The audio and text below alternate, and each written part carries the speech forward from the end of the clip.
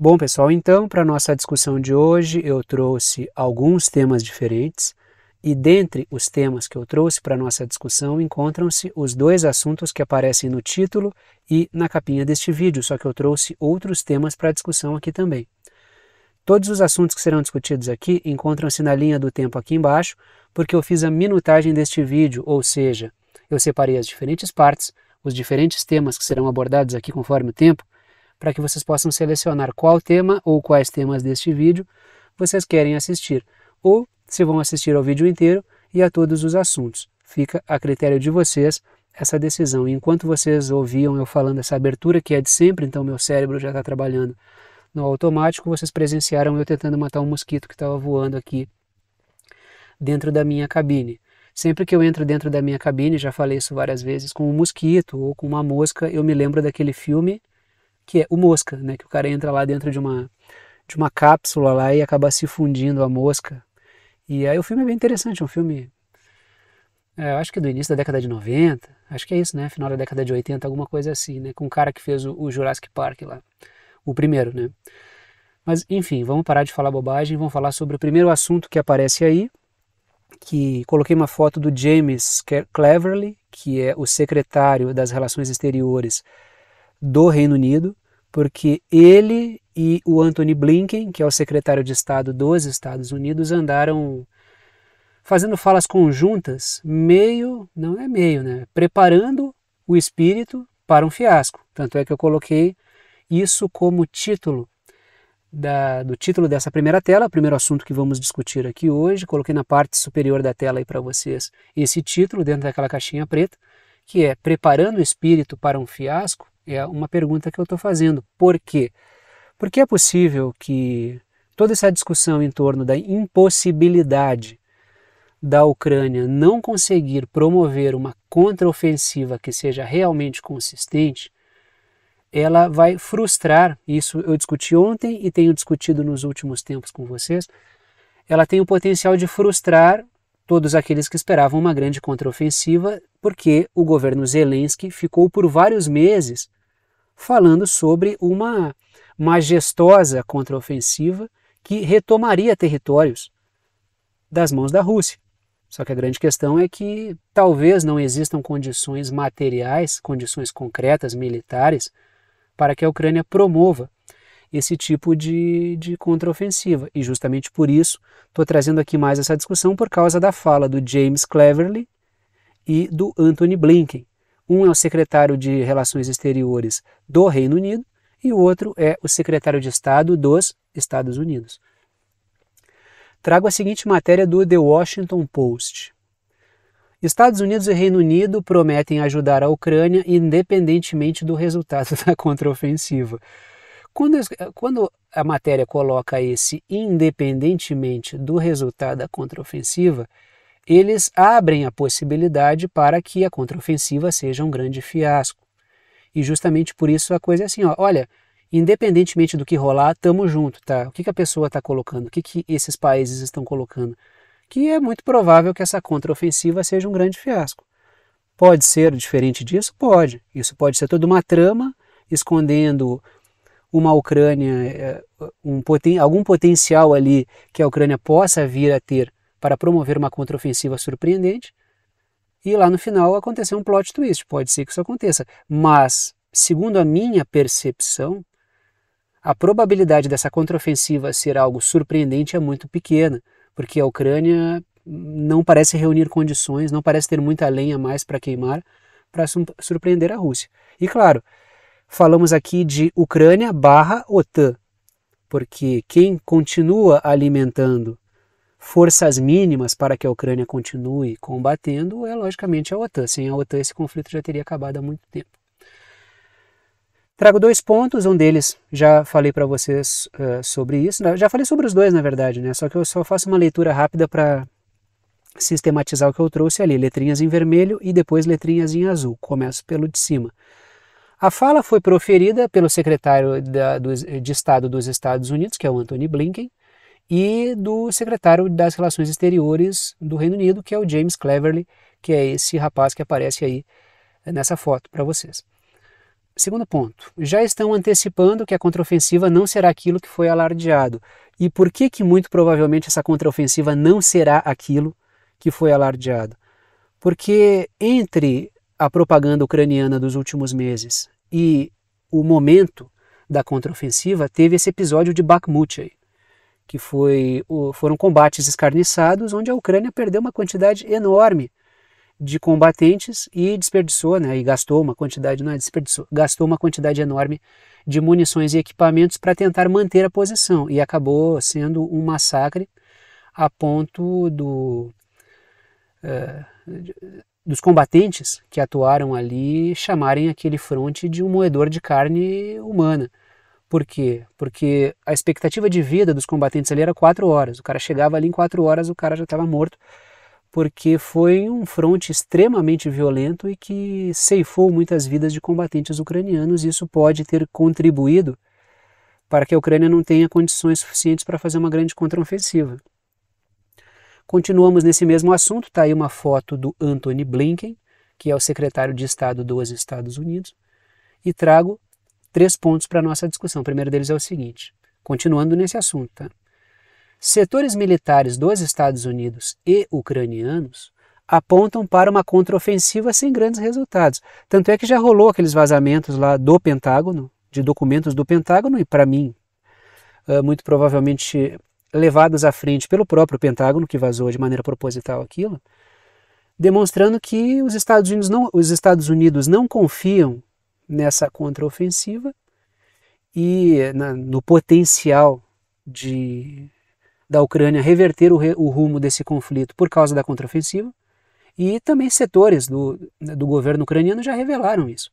O próprio ministro da Defesa ucraniano, o Reznikov, é o Reznikov, né? Ele já falou também que não dá para esperar grande coisa ali, porque as condições ucranianas são muito complicadas, né?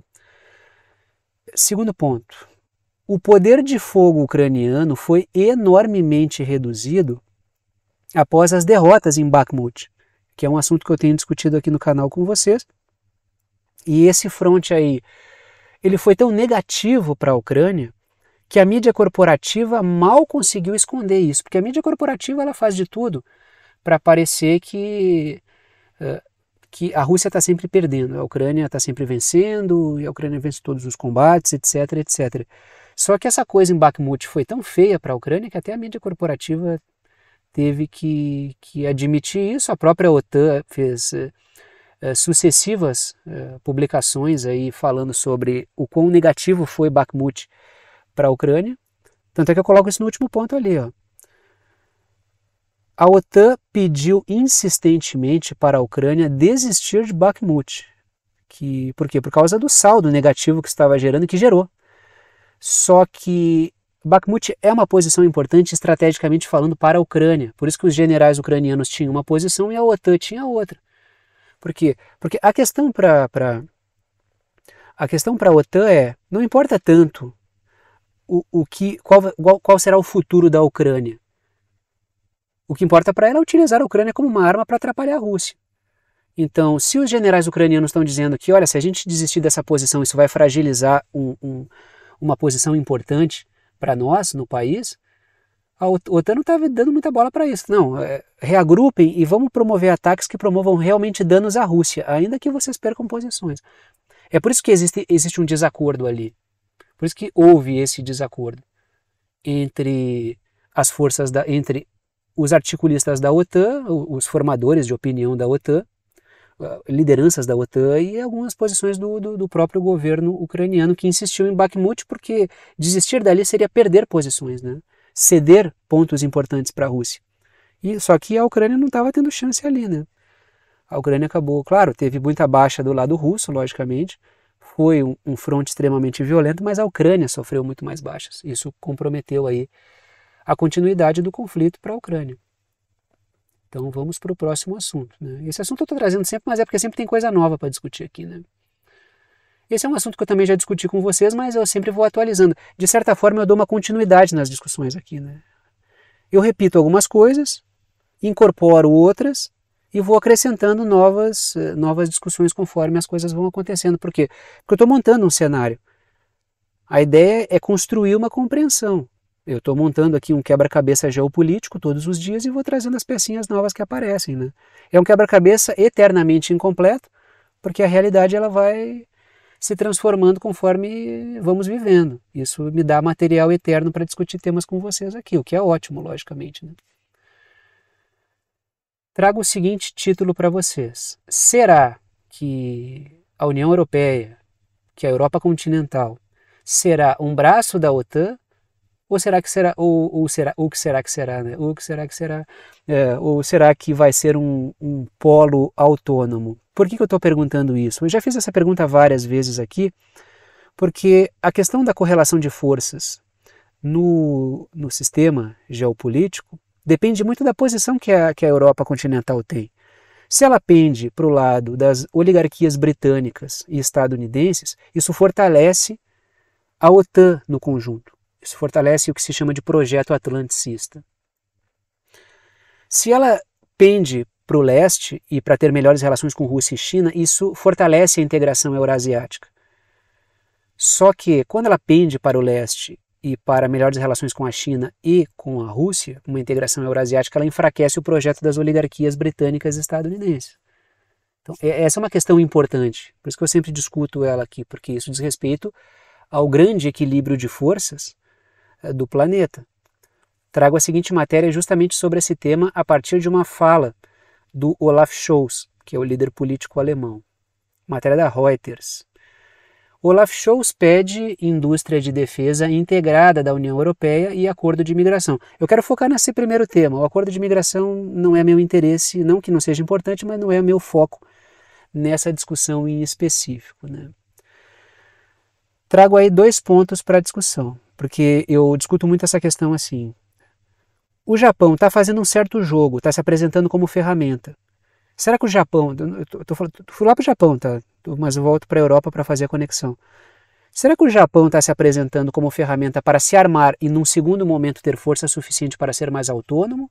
Ou o Japão está realmente se armando para ser uma peça dos Estados Unidos, por exemplo? Diga-se de passagem, país que já arrasou o Japão anteriormente e fez várias presepadas para o Japão, mesmo depois da Segunda Guerra Mundial.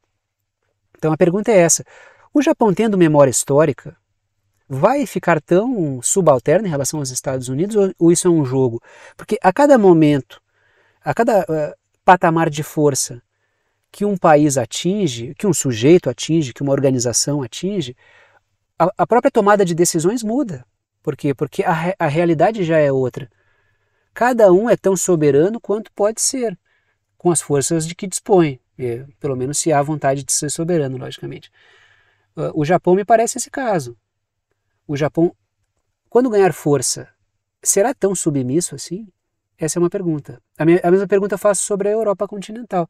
Será que uma Alemanha mais fortalecida militarmente vai seguir tanto o receituário da OTAN ou não?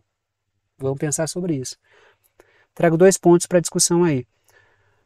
O Olaf Scholz falou sobre a importância da integração da indústria de defesa europeia. Para quê? Para que a Europa continental seja um polo de força. E, lógico, tem gente que já dá essa história como pronta. O político tal é um funcionário de não sei o quê. Não, tudo bem, eu até acho que tem muito político funcionário. Só que existem forças políticas e sociais dentro dos países que, na medida em que sintam que há mais força para ser autônomo, vão forçar. Até porque, num dado momento, forças econômicas alemãs terão que tomar decisões difíceis, que são as seguintes, que isso já está logo no caminho, isso já se apresentou. Ou a gente toma medidas mais soberanas, ou a nossa economia vai virar fumaça. Ou os setores industriais alemães defendem um projeto político mais soberano, ou a Alemanha vai perder competitividade indefinidamente. A Alemanha precisa da energia russa. Não pode prescindir dela. Tem a ver com a competitividade da indústria alemã. Tanto o Bloomberg, Forbes, todo esse pessoal do mundo corporativo estadunidense, esses meios de comunicação, já falaram sobre desindustrialização da Europa alemã. Êxodo industrial europeu. Por quê? Porque a Europa perde competitividade. E tudo isso faz parte de um projeto, porque os Estados Unidos estão tentando drenar essas forças econômicas. De forma que as contradições crescendo, Isso alimenta um certo sentimento mais soberano. Precisa alimentar. Por isso que eu estou falando sobre... Não dá para tomar as coisas como prontas, entendeu? A Alemanha sempre vai ser isso. Não é assim que a história funciona. Quando as contradições crescem, quando a crise cresce, mesmo nas cúpulas financeiras, que circunstancialmente vão para o mesmo lado, é provável que esses setores comecem a se canibalizar e é daí que vem algumas transformações importantes. Segundo ponto, o Emmanuel Macron, presidente da França, já havia falado sobre a União Europeia ter forças militares autônomas. Porque há uma preocupação de aonde o projeto da OTAN vai levar a Europa continental. Não que o Macron por si seja algo soberano, inclusive nem é. O Macron é um cara oriundo do mundo financeiro, é um cara de confiança do mundo financeiro. Mas a questão é, quantos setores econômicos franceses acreditam realmente que embarcar no projeto da OTAN pura e simplesmente vai trazer algum benefício, ou vai trazer benefícios? A gente já viu o Macron se posicionando aí crítico em relação aos Estados Unidos, porque setores econômicos baforam no cangote dele, sabendo que virar as costas para a China não é um bom negócio. É preciso observar isso. O político em si importa menos. Esse político ou aquele, o conjunto das forças, porque o político ele é uma resultante. Boa parte dos políticos que temos são fisiológicos, poucos têm algum projeto, um projeto mínimo que seja, então eles seguem o rumo daquela dada correlação de forças que comanda eles. Por isso que eles vão verbalizar, eles vão ser uma síntese disso. E é importante acompanhar o posicionamento dos políticos para saber o que está por detrás daquele posicionamento, o que está pressionando ele a ser daquele modo. Isso me interessa muito mais do que traçar perfil pessoal do político, né? Tem gente que personaliza muito a política. O pessoal sempre pergunta, tu acha que é esse ou é que é aquele? Para mim não me interessa tanto isso. Me interessa o jogo de forças, político, social, econômico. É isso que determina o rumo da história. Claro, não estou apagando o sujeito, né? Eu não estou dissolvendo o indivíduo em ácido, aqui para usar uma expressão do Sartre, né? Na questão de método, quando ele analisa ali um pouco da questão do materialismo, né? E do existencialismo. Não é dissolver o sujeito em ácido, fazer uma história sem indivíduos, mas é demonstrar a força da marcha histórica, né? Das coletividades aí, né? Vamos continuar aqui nesse assunto da Europa. É um assunto que abre chance para muita discussão, tá? Eu tento condensar porque, né, eu me guardo aqui, me reservo menos de 1 hora, até para não ser cansativo, mas claro que dá para ampliar muito essa discussão aqui. Trago aí uma imagem da Europa, tá aí a Alemanha, né, pintada, porque estamos falando do Olaf Scholz, e trago 3 ideias para discussão. O Olaf Scholz falou sobre a Europa ser uma só voz, para ter relevância geopolítica. Sozinhos os países não têm muita força, mas unidos talvez a Europa continental possa ser um polo. Que na verdade é assim, a União Europeia, se ela não apagasse a tonalidade política dos países e fortalecesse uma discussão realmente soberana entre países europeus, ela poderia ser isso. O grande problema é que a União Europeia, ao invés de cumprir esse papel, na maior parte das vezes, ela age como uma célula dos interesses das oligarquias britânicas e estadunidenses, até pelo nível de infiltração que existe ali. Assim como política, né? A gente olha a política do Brasil, por exemplo. O que tem de político que age contra o país, não sei se a gente pode falar de maioria, talvez a maioria, existe uma infiltração ali. Os caras não jogam a favor do país. Na União Europeia não é diferente. Os caras vão jogar a favor da Europa? Não. Os caras vão jogar contra a Europa, por causa de interesses de oligarquias que bancam esses caras no poder, entendeu? Mas por que o cara trai a sua pátria e é um serviçal desses interesses? Porque ele ganha com isso. Ele é um dos funcionários do interesse transnacional e ele ganha para isso. Tem uma vida boa, confortável, o país dele tá na merda, entendeu? Me perdoa a expressão, mas ele ganha com isso, pessoalmente. É uma agenda burra? Não sei. Mas eu acho extremamente... isso é uma traição à pátria, isso é uma coisa grave, entendeu? Que é pouco discutido, né, nesse nível, uma traição ao próprio povo daquele país. Mas é a coisa mais comum, todos vocês devem reparar. Em votações, onde o pessoal vota contra o país, tomadas de decisão do poder executivo que jogam contra o país, o judiciário normalmente que joga contra o país. Isso é a coisa mais comum que existe, né? Segundo ponto, os britânicos e os estadunidenses apenas irão reforçar esse fortalecimento militar da Europa se essa força militar estiver a serviço do projeto de suas oligarquias financeiras, que é o projeto da OTAN. O que é a organização do Tratado do Atlântico Norte?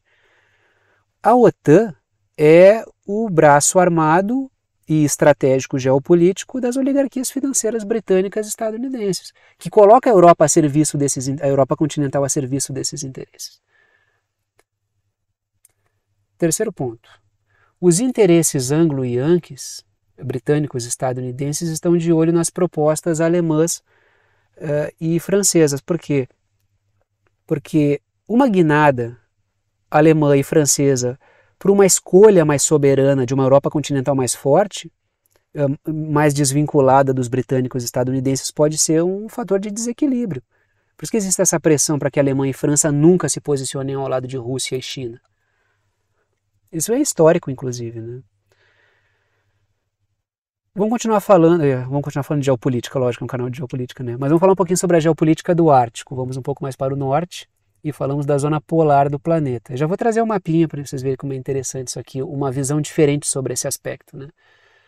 Às vezes com os alunos, né, quando eu vou apresentando diferentes perspectivas, né, porque as pessoas têm muito uma noção desse mapa aberto, né, esse mapa mundi assim, e perdem outras visadas assim, né, que dão uma boa perspectiva. O mapa aberto perde muita perspectiva, esse mapa normal que a gente está acostumado aí, né, da questão da Guerra Fria, da proximidade de Rússia e Estados Unidos, por exemplo, né, a visada do Polo Norte dá uma grande percepção sobre como é tensa a questão do Ártico. Já vou trazer para vocês aqui.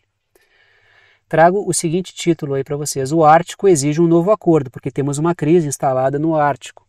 Por quê? Porque o Conselho do Ártico, a Rússia é parte integrante do Conselho do Ártico por motivos óbvios. A Rússia é dona de boa parte do território do Ártico.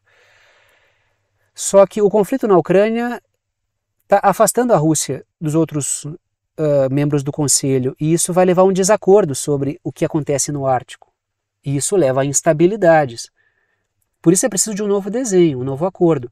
Quando a ordem mundial muda, material, convém que os acordos também mudem. A questão é, no meio disso, como é que promove negociação e conversa num cenário de caos e conflito? É quando a diplomacia é mais necessária, mas é justamente quando ela é mais difícil também, né? Matéria da Al Jazeera.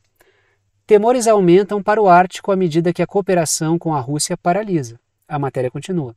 A viabilidade de um corpo polar está em risco se ele não puder cooperar com o país que controla a maior parte da costa do Ártico. Então essa matéria ela é cristalina, tá?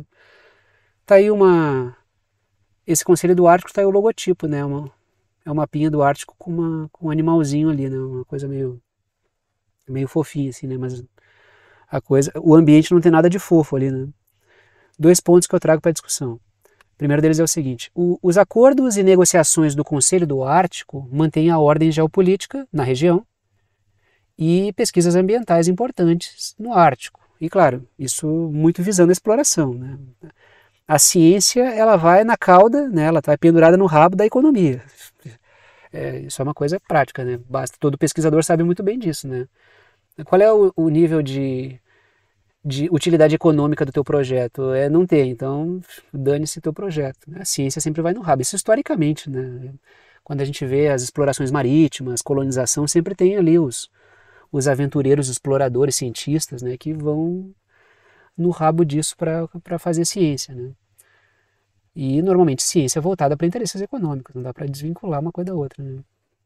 Senão a gente tem uma visão uma visão completamente infantil e ingênua sobre a ciência. Segundo ponto, o cenário multipolar exige novos acordos e novos desenhos diplomáticos. Um cenário hegemônico para a OTAN, britânicos e estadunidenses, tem um certo conjunto de relações. Se muda esse conjunto de relações, os acordos vão ter que mudar também, porque a correlação de forças mudou. Olhem esse mapa aqui, tá? Isso aí é o planeta Terra visto do polo, é um mapa produzido a partir da zona polar. Ele coloca ali no centro o Oceano Ártico e o Polo Norte. Aí vocês percebam a Rússia em amarelo, como ela é relevante para essa discussão, porque ela ocupa boa parte do Ártico. Aí tem os Estados Unidos em verde, o Canadá em laranja, a Dinamarca ali com a Groenlândia, Greenland ali, né? A gente tem uma parte da Noruega, Islândia, Suécia e Finlândia. Daí a gente tem aí o quê? Esse é o Conselho do Ártico. Mas, qual é o nível de acordo? Quando a gente põe assim, ó, a Suécia ali está entrando na OTAN, ainda não entrou. A Finlândia está na OTAN e o que a gente vê? A gente tem aí uma OTAN contra a Rússia, reproduzida no cenário do Ártico. E isso explica, em boa medida, o nível de militarização do Ártico. Dá para conversar com... A OTAN e Rússia vão conversar no atual estágio de caos que as coisas tomaram? E é por isso que o Conselho do Ártico está em risco. Porque às vezes o cara pensa, não, é só botar para conversar, né? Isso não é bem assim. Nem na vida é assim. Põe o fulano e o ciclano para conversar. Não conversam. Se odeiam. Se olham na rua, se matam. Vão conversar? Não vão conversar. E esse ódio aqui não é um ódio, são interesses. São interesses econômicos. Se um abre mão, ele perde. Não vai abrir mão. 3 pontos. Primeiro deles, a OTAN já iniciou um projeto de ampliação da militarização do Ártico, o que revela que a coisa vai ser tensa, entendeu? Não está apontando para uma discussão, né? Todo mundo sentando e conversando e se abraçando. Segundo ponto, a Rússia está convidando os países dos BRICS para parcerias de pesquisa no Ártico. A China já fechou com a Rússia. O Brasil tem que fechar também, tem que entrar, aproveitar isso aí para ganhar espaço geopolítico. A Índia vai entrar, a África do Sul certamente vai entrar, o Brasil tem que entrar também. Tem que participar do que pode participar. Tem briga rolando ali, entra no meio, aproveita o cenário, as brechas que se abrem e aumenta a posição do Brasil nos mais variados assuntos do mundo. Para mim é isso que tem que fazer, entendeu? Terceiro, mas tem discussão climática, todo mundo vem meter o bedelho na Amazônia. Mas o Brasil não é um dos países do Ártico, mas nem todo, e os países que estão se metendo na Amazônia fazem fronteira com a Amazônia, ou tem parte do território, não tem. Mas todo mundo vem meter o bedelho na Amazônia. Por que o Brasil não pode ir lá falar do Ártico? Por que o Brasil não pode falar de problemas ambientais nos Estados Unidos? Todo mundo vem meter o bedelho na gente aqui, né? E eu tenho certeza que vai ter gente que vai dizer, o Brasil não deve se meter porque é uma questão do Ártico. O Brasil que cuide das suas questões. Então, todo mundo vem meter o bedelho aqui. O Brasil vai meter o bedelho nos outros também. Porque isso é geopolítica, entendeu? Ninguém vai se restringir à sua fronteira. A geopolítica existe porque ninguém nunca é o bastante, entendeu? Terceiro ponto. A OTAN usará o discurso climático a seu favor, né? China e Rússia querem destruir o planeta, querem acabar com o clima. O Brasil não cuida da Amazônia, vamos lá pegar a Amazônia do Brasil. Então precisamos fazer uma guerra contra a Rússia para que a Rússia entre no Conselho do Ártico. É sempre essa narrativa que os caras usam. A Rússia é um petro-estado autoritário. Isso já foi usado por textos do Conselho do Atlântico, né? Do Atlantic Council, que é um centro de estudos da OTAN. Continua aqui, vamos falar um pouquinho sobre o Indo-Pacífico e vamos falar sobre essa parceria, entre aspas, né? Parceria parte do pressuposto de que os dois lados ganham. Esse lado aqui é o quê? É os Estados Unidos botando as Filipinas numa roubada.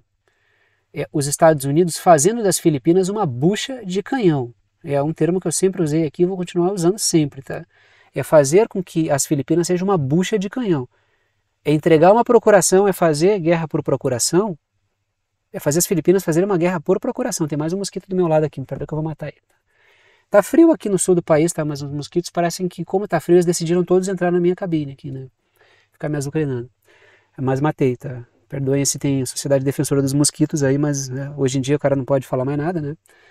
Mas tive que matar o mosquito. Perdoem aí, não me processem por ter matado o mosquito. Tá? Mas deve haver um mosquito espião da OTAN aqui dentro. Trago a seguinte matéria, tá? Vamos falar sobre essa questão Estados Unidos-Filipinas. Os Estados Unidos tensionando no Indo-Pacífico, fazendo com que as Filipinas façam uma guerra por procuração contra a China, o que é um péssimo negócio para as Filipinas, que dependem muito comercialmente da China. Matéria da Reuters, vamos ver se Reuters, né? Vamos repetir o nome da mídia corporativa para ver se os algoritmos ajudam, né? Patrulhas conjuntas Filipinas-Estados Unidos no Mar da China Meridional podem começar no terceiro trimestre, diz um enviado. Do que eu estou falando aqui? Os Estados Unidos vão fazer patrulhas conjuntas com as Filipinas no Mar da China Meridional, o que vai aumentar enormemente o encontro entre embarcações chinesas e dos Estados Unidos, que é o que eu coloco nas letrinhas em vermelho ali. Ó. Isso vai aumentar os encontros entre navios chineses e dos Estados Unidos. Isso vai tensionando a região. Viu a questão do Ártico? O que tem os Estados Unidos a ver com isso aí? Ah, mas tem um acordo de cooperação mútua lá, né, de não agressão, que se alguém fizer algo para as Filipinas, os Estados Unidos cai dentro. Isso tudo é uma forma de comprar briga do outro lado do mundo.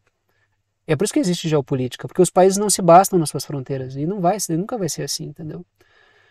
Ah, tem gente que me xinga que, mas tu só fala, parece que tu quer guerra. Não estou dizendo que eu quero guerra, eu sou contra a guerra, né? Sou da paz e amor, mas existe violência no mundo, entendeu? E não dá para fechar os olhos para ela. A violência sempre vai existir. Eu não estou fazendo aqui uma apologia à violência, eu estou dizendo que ela existe e pronto. Então a gente tem que pensar o quê? Essa violência se exerce a favor do povo ou contra o povo? É aí que tem que pensar. Infelizmente é assim. Não gostaria que fosse, mas entendeu? Então tem gente que, tu só fala de violência, sim, porque é o que normalmente muda a história, né? Desculpem, mas é o que eu penso, tá? Não tem como... Falar sobre algo e concordar com esse algo são coisas completamente diferentes. Eu gostaria que tudo na minha vida fosse fácil, que eu resolvesse tudo na base da conversa, mas tem vezes que não dá. Tem vezes que tem que pegar o pedaço de pau e ir pra cima, entendeu? Infelizmente é assim. É assim, não tô fazendo apologia também à violência com o pedaço de pau, tá? Mas na vida nem tudo se resolve facilmente na conversinha, paz e amor. Às vezes tem que dar uma engrossada na coisa. Assim é no mundo também, né? Então vamos lá, né? Trago 2 pontos para discussão. O primeiro deles eu já falei. O segundo ponto é o seguinte. O mar da China Meridional é esse que eu botei um X vermelho aí, tá? E aí vocês percebam ali que tem várias questões. Já falei outras vezes sobre isso. Segundo ponto, as Filipinas vão se assanhar mais ainda em questões ligadas ao mar da China Meridional com esses acordos. Quanto mais as Filipinas se assanham, mais aumenta a tensão, até que num dado momento talvez não seja possível controlar e a merda, me perdoe a expressão, aconteça. E aí o que vai acontecer? Os Estados Unidos vão conseguir promover a bagunça que querem contra a China. Embora a China esteja lidando, né, de uma maneira extremamente habilidosa e desviando dessas armadilhas aí. Continuo nesse assunto, pintei alguns países aí e trouxe os pontos para discussão. O primeiro deles é o seguinte.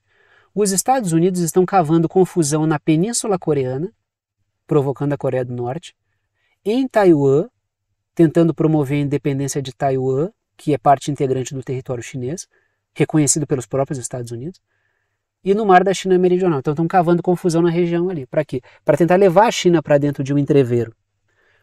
Segundo ponto. Os Estados Unidos estão recrutando Japão, Coreia do Sul, Filipinas e Austrália na Oceania, para uma guerra por procuração contra a China. O Japão vai entrar nisso, Coreia do Sul vai entrar nisso. A Coreia do Sul já apresentou algumas coisas meio arredias a isso, só que não tem autonomia também, né? O Japão vai fazer isso? Vai ser uma peça, um joguete dos Estados Unidos, depois de tudo que viveu historicamente nas mãos dos Estados Unidos? As Filipinas vão embarcar nessa? O Duterte tentou oferecer alguns obstáculos nas Filipinas, foi aposentado da política, né? E pintei a China ali, a China está pintada de verde, uma parte da China, né? Terceiro ponto, a partir do conflito que iniciar, seja lá onde for, em volta da China, envolvendo a China, as forças do Atlântico, britânicos e estadunidenses, disparam sanções contra a China para tentar afastar os países da órbita econômica da China. Teremos aí uma hecatombe econômica. Rezem aí para isso demorar muito para acontecer ou não acontecer, porque quando acontecer, vai ficar ruim para todo mundo, tá? Vai ficar ruim para todo mundo, porque isso vai gerar vai despedaçar as cadeias de suprimentos. Mas o sul global não vai embarcar. Eu também acho. Mas quando um país rompe com o outro, isso gera uma quebra, porque existe uma interconexão enorme, entendeu? Isso vai encarecer muitas coisas para todo mundo. A gente ainda está pagando o preço lá do que aconteceu na pandemia. Aí vem depois o conflito na Ucrânia, coisa pior, as sanções contra a Rússia, mas as sanções contra a China. Isso é projeto, tá? Isso é projeto. Situação do Paquistão, terrível. Entro em outro assunto já, me perdoem aí a falta de... Não tive a entonação e a pausa suficiente, estava falando da China já, agora Paquistão. Mas vamos falar do Paquistão, então. O caos toma conta do Paquistão. É o título que eu coloquei ali. Eu falei várias vezes sobre isso aqui anteriormente no canal. E claro, eu não consigo colocar tudo no título, né? Até porque tem gente que fala, tu só fala disso. Não, eu não falo só disso. Eu falo de vários assuntos. Eu centro os meus títulos na geopolítica, digamos assim, de maior envergadura, que é Estados Unidos, China, Rússia, mas tem vários assuntos que eu falo que estão na minutagem aí. Então é justamente por isso que eu trago essa questão. O Paquistão, eu falo sempre sobre o Paquistão aqui, e várias vezes eu falei para vocês, quando prenderem o Imran Khan, que é o ex-primeiro-ministro golpeado do Paquistão, por causa da sua popularidade, a chinela vai cantar lá porque o povo não vai aceitar. Será o caos, e está sendo. Derrubaram o cara, aí quando o cara começa a fazer política para denunciar o golpe político que sofreu, prendem o cara. Claro que não vai prestar. Isso desequilibra o ecossistema político, essas intervenções internacionais, porque ele foi derrubado por um golpe político bancado pelas forças transnacionais. Ele denunciou a participação dos Estados Unidos. Então, quando tu muda o ecossistema político de um país, isso vai gerar bagunça. Não dá para ser diferente, entendeu? Matéria da Al Jazeera. Prisão de Imran Khan. Por que o ex-primeiro-ministro foi detido? O que acontece depois? A matéria continua. A prisão de Khan, em um suposto caso de corrupção, levou a protestos em todo o país, mobilização do exército e bloqueio da mídia, das redes, né? Temos uma situação complexa, eu falei várias vezes. Quando prenderem, se prenderem, não vai prestar. Não vai prestar porque vai explodir o caos social lá. Porque o cara é muito popular, entendeu? Ele é um ex-jogador de cricket, mas não por isso só, porque politicamente a figura dele é muito eletrizante. O cara é bastante admirado. Os comícios desse cara são uma coisa impressionante. A gente vê aqui, às vezes, no Brasil, fulano, cicrano botou na rua ali, botou 5, 10 pessoas na rua. Os comícios desse cara são uma palhaçada, entendeu? São coisas gigantescas. Esse cara põe muita gente na rua. Muita gente na rua. Prender esse cara é basicamente decretar o caos no Paquistão. E prenderam. E prenderam. 2 pontos que eu trago para a discussão. O primeiro deles é o seguinte. O Imran Khan sofreu um golpe político por não se alinhar à agenda da OTAN. Ele não se alinhou à agenda da OTAN. Ele se recusou a apoiar a Ucrânia. Ele se aproximou da Rússia. Ele reduziu a tensão com a Índia. Ele fez tudo aquilo que a OTAN não quer. O que aconteceu com ele? Golpe político, foi derrubado do poder. Quando tentou fazer uma campanha contra isso, foi perseguido, tentaram matar ele, e o Paquistão está cheio de político assassinado, até preciso tomar um certo cuidado aí, e agora foi preso. Coisa está bem difícil no Paquistão, porque o povo está na rua indignado, né? Segundo ponto, o Imran Khan tem pressionado o regime político com amplos protestos denunciando o golpe. Quando eu falo amplo protesto, cara, são amplos protestos mesmo. Eu já trouxe foto aqui de protesto e comício do cara, é coisa gigante, não é meia dúzia de pessoas sacudindo bandeira e pagas ainda, entendeu? Continuamos no mesmo assunto, aí o Paquistão no mapa, né? É o país do Imran Khan, e trago 3 pontos para discussão. Até os opositores, alguns, né, não todos, até alguns opositores do Imran Khan estão denunciando o regime repressor contra o ex-primeiro-ministro, porque a prisão foi uma coisa tão grosseira e grotesca, que até opositor, não, aí já é demais, entendeu?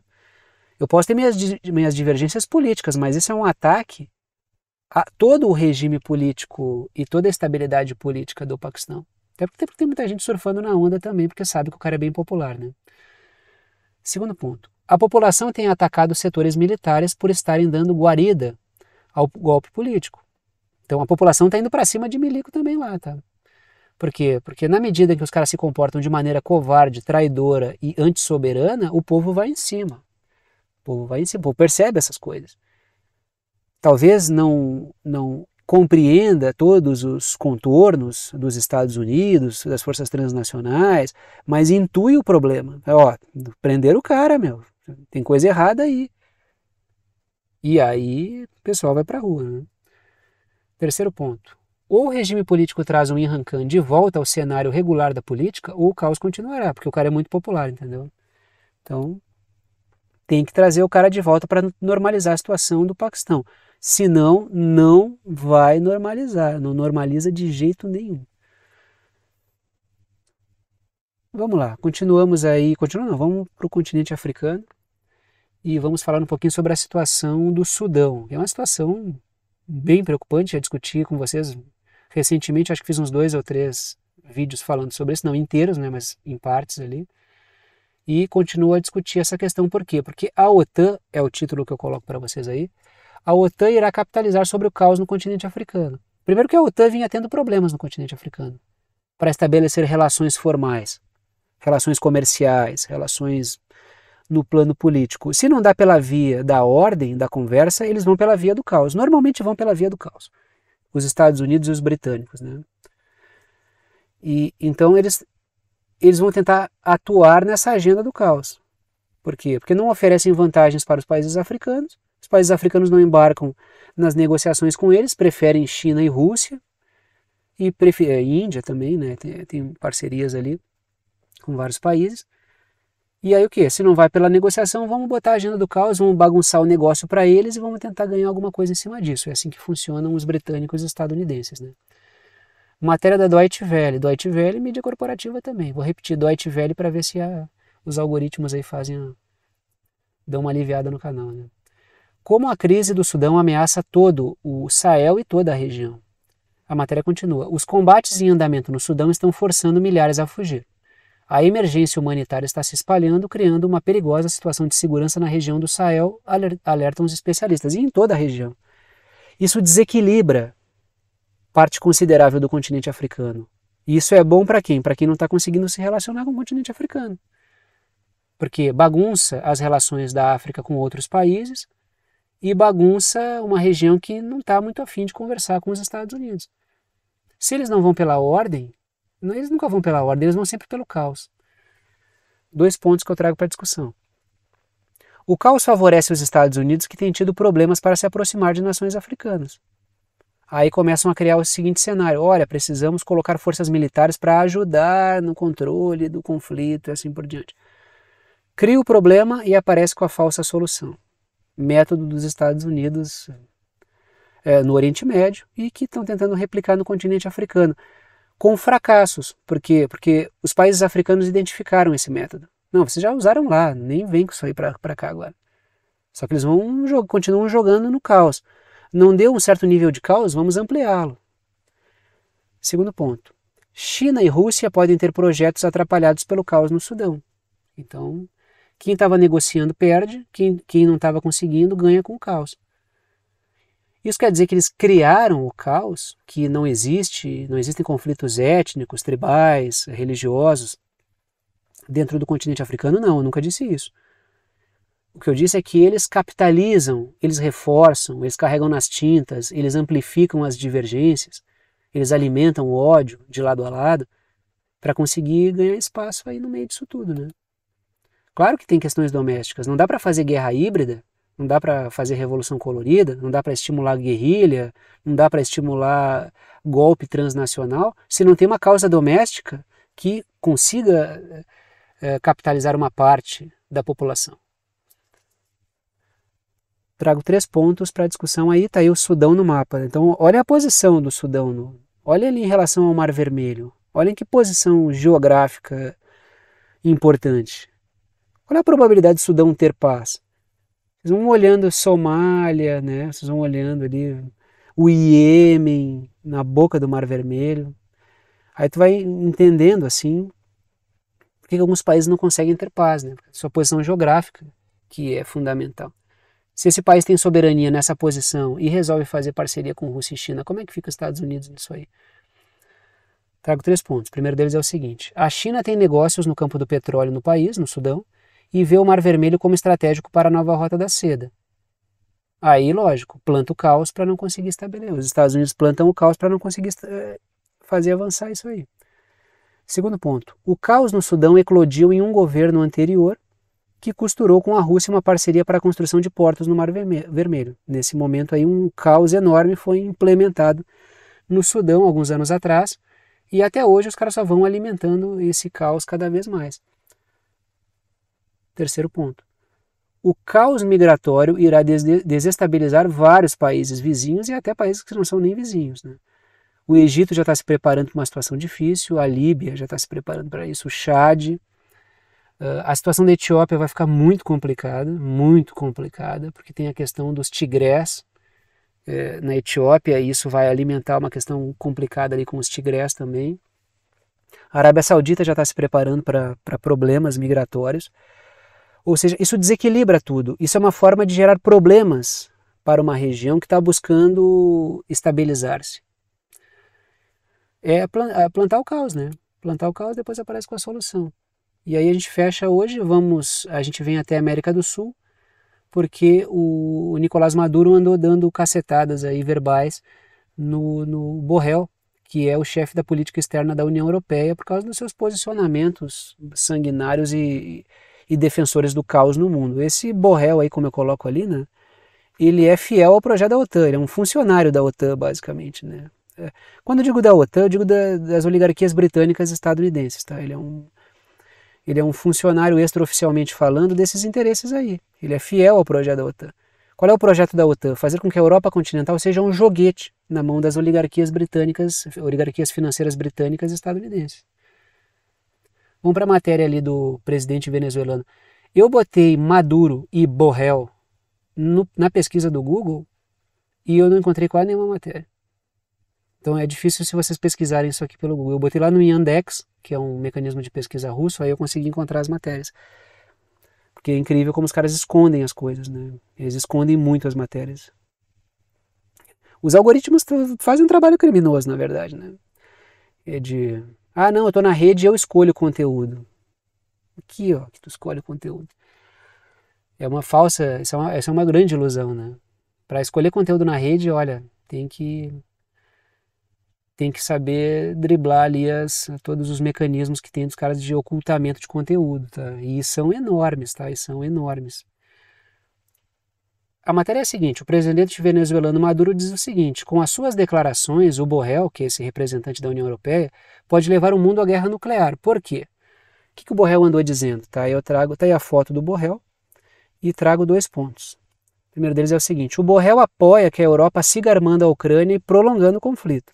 E tem falas extremamente belicistas, que em nenhum momento defendem minimamente uma conversa diplomática. Nenhuma. Inclusive ele critica a diplomacia nesse momento.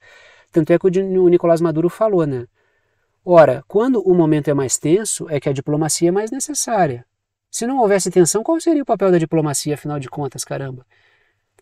A diplomacia serve para a tensão. Se tudo fosse paz e amor, a diplomacia não seria necessária. Porque tudo seria diplomático naturalmente. Foi essa a ideia do Nicolás Maduro, que é uma ideia absolutamente correta, por lógica, tá? Por favor, né? Mas é o Nicolás Maduro. Criticar isso é criticar a lógica, tá?